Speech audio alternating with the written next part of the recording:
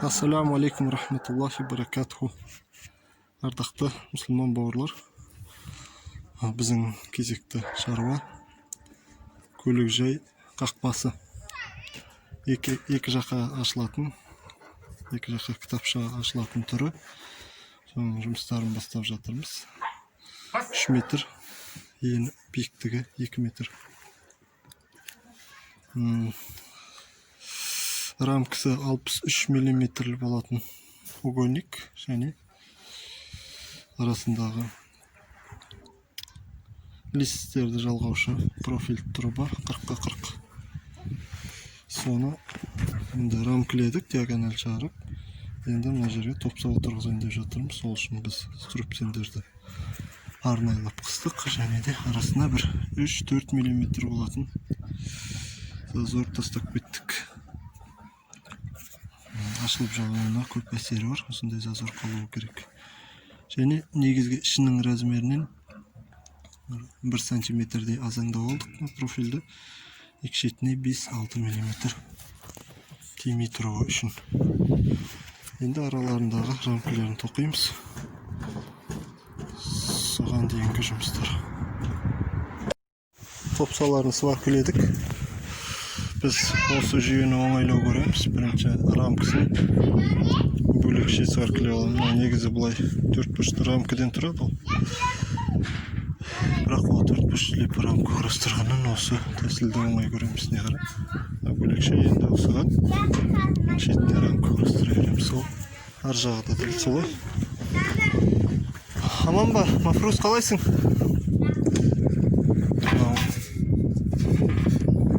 Бұлда жағында екі арасы зазоры ана топса сваркілегеннен көбірек болады, себебі бұда замок тұрады, замокқа кірттай көбірек зазор тастап кеткен жақсы бір-біріне тимесі үшін осылай қоямыз да.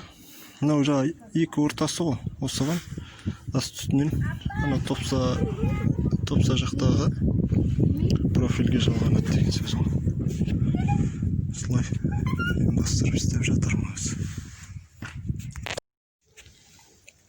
Ішінің рамкілерін құрастырдық. Сол айтып өткенде бірінші топса жағын сваркілеп аламыз, сосын ортасын струбцендер қысу арқылы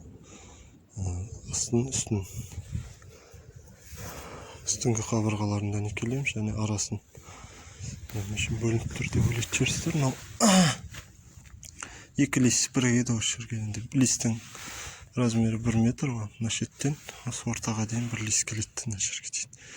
Және екінші лист жартылайды. Бір листің ортасынан бөлінеді. Бұл лист шетіне дейін келеді. Яғни мынау есік есебінде осыны ұстап қалады былайынан. Так. Замок тұратын орнын бірден кешіп жібереміз. Енді мына үлкен листің араларына 20-20 профиль былай перегородка есебінде лист кішкене ойнамасы үшін 20-20 профиль сваркілеп жібереміз. Және замоктың орнын кесеміз. Сосын листеу жұмыстарын бастаймыз, иншаллах. Қақпаның тек листеу жұмысы қалды. Тек лист жапсыру керек болып тұр. Қалған толық жұмыстары бітті. Замоктың орындары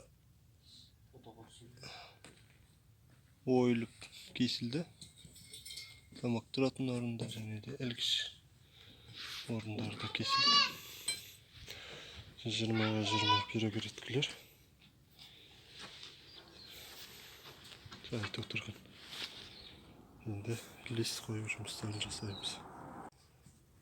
Темір листерін рамкаға бекітіп бастадық. Лист 1,5 миллиметр. Топса тұратын орындарды арнайлап кестік. Бататындай қылып. Тағына рамканы түзу тұру үшін рамка екеуі зазорлары бірдей болу үшін струбциямен қысып ұстатып тастадық. Қазір листерді орнына қойып, бір прихваттаған кезде осылай ұстап қалады деген оймен Сосын топсаның тұстарына кардан қойып жібереміз астына.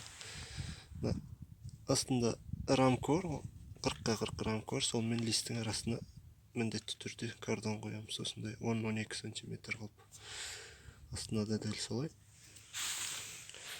Төрт жағына, ар жақтарына да дәл сөйтіп кардонша қойып жібереміз.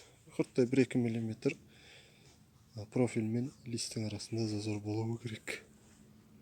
Жаңа ашылып жабылуына әсері болады иншаллах. Бір лист мына рамкаға мініп тұрады. Мынау бүйтіп есік құсап, ары қарай рамканы алып кетеді ғой. Екінші лист осы тұсқа дейін келеді. Листтерді орнына қойып, мына астыңғы жағында кішкене орын бар ғой. Сол орын астының жақтарынан келіп дәнекерлейміз. Приходтап ұстатып аламыз. Сосын есікті екі жаққа ашып, екі кісі болып, бір ар жағынан біреу итеріп жүрсе, листпен профильді жабыстырып, темірмен итеріп, екінші жағынан сваркілейміз, Аллах нәсіп етсе. Сонымен жақындайды жалпы жұмысы. Листтерін қойсақ, ілгіштерін де дайындап қойдық.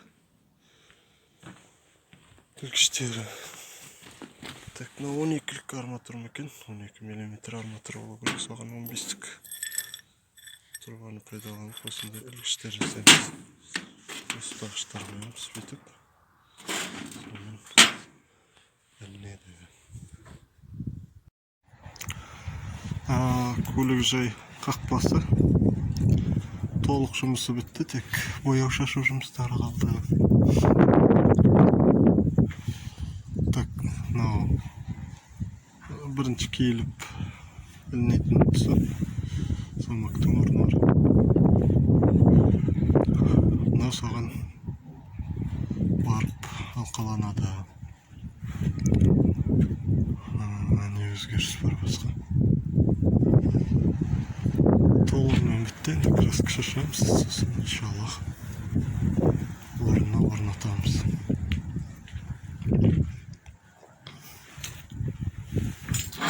Ілгіштері айтпақшы, 15 труба.